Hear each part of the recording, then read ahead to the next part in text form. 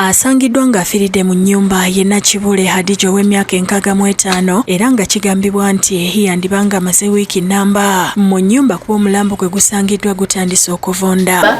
Nempita jati simulaba neneetowola emanja jati simulaba nengenda nennima nenkomawo neneetirukula emmere negiteeka wali nenoonya jati nempita jati bwe nayita jati nga simulaba nengenda ewaka. Omutuuze waffe asangibwa mu nnyumba naye ekyamazima yalabibwako mu mwaka ogwokusatu. Ssentebe w'ekyalo Nsubuga Ramadhan agamba omutuuze waabwe tebadde na buzibu na muntu yenna nga beewuunya eyamusse ekyamulanze. Avumiridde n'ekyabatuuze abasula bokka mu mayumba. Kirabye emirundi mingi ng'oli afuna ne treatment n'atuuka obudde bw'ekiro nga yeetaaga bwetaazi mazzi ga kunywa enkalamata y'emuluma naye nga tasobola kwejja ku kitanda kwewa mazzi. Ekyo kyokka ne kimuviirako okufa nga singa badde alinako omuntu gw'ayita oba kaana oluusi nga kyanditaasizza obulamu. Musale amagezi mangi nnyo nga musobola okuba ffennyira abaana be babeera nabo mu nju.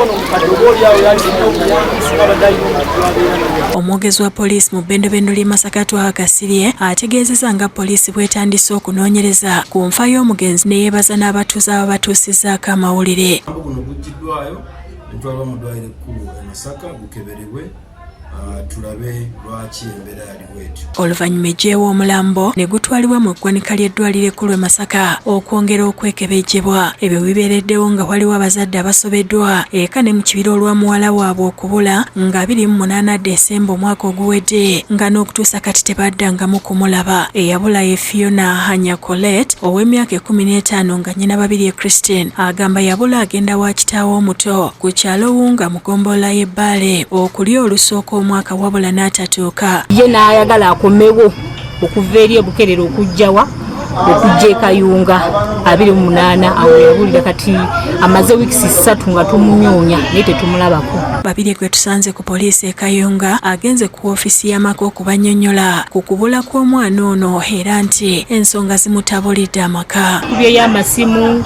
taliiyo teyatuuka ne gye tusuubira nti gye yalaga taliiyo.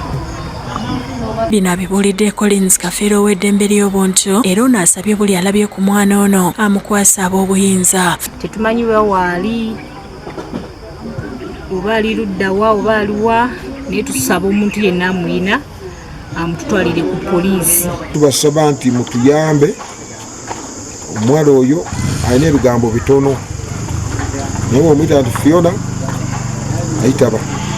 Lawrence Tumupende ne Sawulo w'okulira bye bakusakidde ekkulire lino ku Lwabukedde TV.